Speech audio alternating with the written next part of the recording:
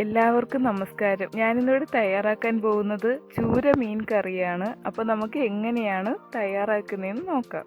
ആദ്യം തന്നെ നമുക്ക് അരപ്പ് തയ്യാറാക്കിയെടുക്കാം. അതിനാവശ്യമായിട്ട് ഒരു ജാർ എടുത്ത് വെക്കുക. അതിലേക്ക് ആവശ്യത്തിന് തേങ്ങ ഇട്ട് കൊടുക്കുക. ഞാനിപ്പോൾ ഇവിടെ ഒരു അരമുറി തേങ്ങയാണ് എടുത്തിരിക്കുന്നത്. അരമുറി ഫുള്ളായിട്ടും എടുത്തിട്ടില്ല.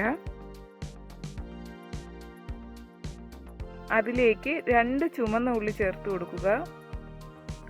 അതിലേക്ക് 1/2 ടീസ്പൂൺ മഞ്ഞൾപ്പൊടി, 1/2 ടീസ്പൂൺ മുളക് പൊടി, 1 ടീസ്പൂൺ മല്ലിപ്പൊടി, പിന്നെ ഞാനിവിടെ മല്ലിയും മുളകും വറുത്ത് വെച്ചിരിക്കുന്നതാണ്. അതും കൂടി 1 ടീസ്പൂൺ ഇട്ട് കൊടുക്കാം. ഇനി ഇതിലേക്ക് 1/4 ടീസ്പൂൺ ഉലുവ ചേർത്ത് കൊടുക്കാം. പൊടിച്ച ഉലുവയാണ്. കൂടെ തന്നെ കറിവേപ്പില ചേർത്ത് കൊടുക്കുക. ഇനി നമുക്ക് ഒരു കഷ്ണം ഇഞ്ചി ചേർത്ത് കൊടുക്കാം. ഓപ്ഷണലാണ്, വേണമെങ്കിൽ ചേർത്താൽ മതി. ഞാൻ ചേർക്കുന്നുണ്ട്. ഒരു കഷ്ണം ഇഞ്ചി ചേർത്ത് കൊടുക്കുക. ഇനി നമുക്ക് നന്നായിട്ടൊന്ന് അരച്ചെടുക്കാം. ഇവിടെ ഞാൻ നന്നായിട്ട് അരച്ചെടുത്തിട്ടുണ്ട്.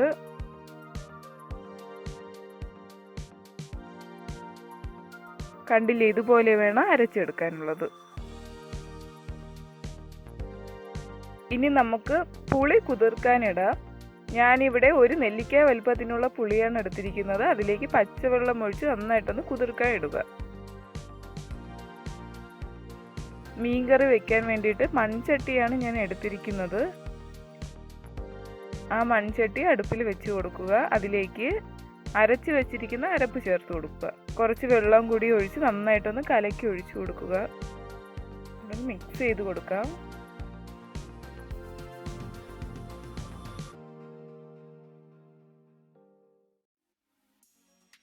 പുളി നന്നായിട്ട് കുതിർന്ന് വന്നിട്ടുണ്ട്. ഇനി നമുക്ക് നന്നായിട്ടൊന്ന് മിക്സ് ചെയ്ത് ഒഴിച്ചു കൊടുക്കാം.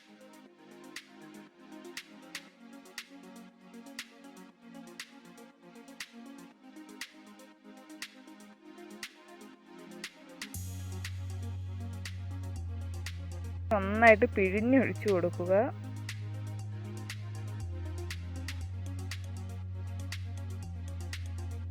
നമുക്കിതിലേക്ക് പച്ചവെള്ളം ചേർത്ത് കൊടുക്കാം. ഞാനിവിടെ 1/2 ഗ്ലാസ് പച്ചവെള്ളമാണ് ഒഴിച്ചു കൊടുക്കുന്നത്.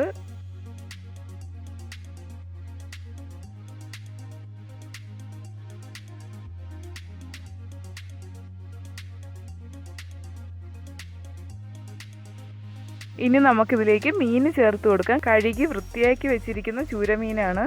അതും കൂടി നമുക്ക് ചേർത്ത് കൊടുക്കാം.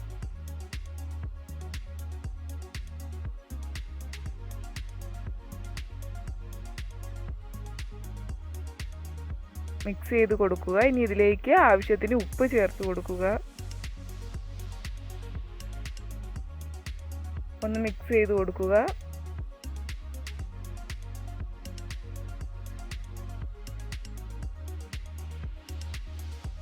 നമുക്കിനി അടച്ചു വെച്ച് ഒന്ന് തിളപ്പിച്ചെടുക്കാം.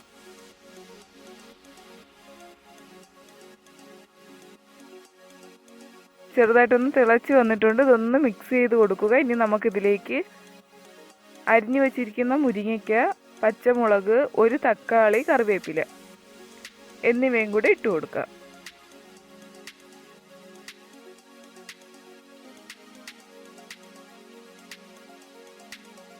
അടച്ചു വെച്ച് നന്നായിട്ടൊന്ന് വേവിച്ചെടുക്കുക.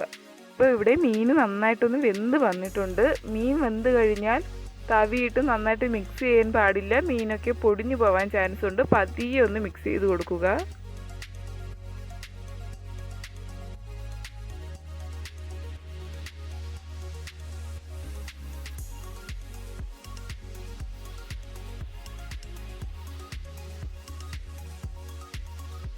മീനൊക്കെ ഇവിടെ നന്നായിട്ട് വെന്ത് വന്നിട്ടുണ്ട്.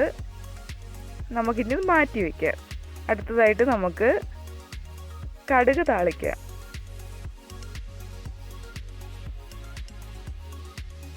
അതിനാവശ്യമായിട്ട് ഒരു ചീനിച്ചട്ടി എടുത്ത് വയ്ക്കുക. അതിലേക്ക് വെളിച്ചെണ്ണ ഒഴിച്ചു കൊടുക്കുക. വെളിച്ചെണ്ണ ചൂടായി വരുമ്പോഴത്തേക്കും കടുക് ചേർത്ത് കൊടുക്കുക. കടുകൊക്കെ നന്നായിട്ടൊന്ന് പൊട്ടി വരുമ്പോൾ ചെറുതായിട്ട് അരിഞ്ഞു വെച്ചിരിക്കുന്ന ചുവന്ന ഉള്ളി ചേർത്ത് കൊടുക്കുക.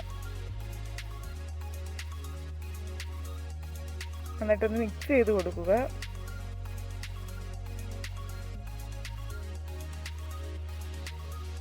അതിലേക്ക് വറ്റൽമുളക്, കറിവേപ്പില ചേർത്ത് കൊടുക്കുക. നന്നായിട്ടൊന്ന് മൂത്ത് വരണം.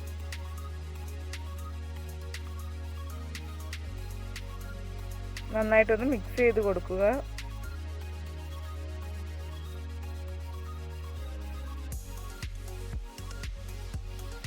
ഒരു ഗോൾഡൻ ബ്രൗൺ കളറായി വരണം. കരിഞ്ഞു പോവാതെ പ്രത്യേകം ശ്രദ്ധിക്കണം.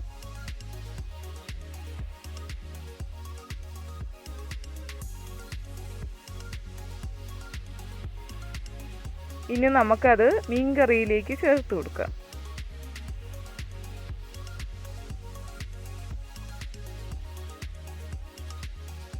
മീൻകറിയിലേക്ക് താളിച്ചു കൊടുക്കുക. എല്ലാവരും തീർച്ചയായിട്ടും ഈ മീൻകറി തയ്യാറാക്കി നോക്കണം. എല്ലാവർക്കും ഇഷ്ടമാകും. എൻ്റേതായിട്ടുള്ള രീതിയിലാണ് ഞാൻ തയ്യാറാക്കിയിരിക്കുന്നത്.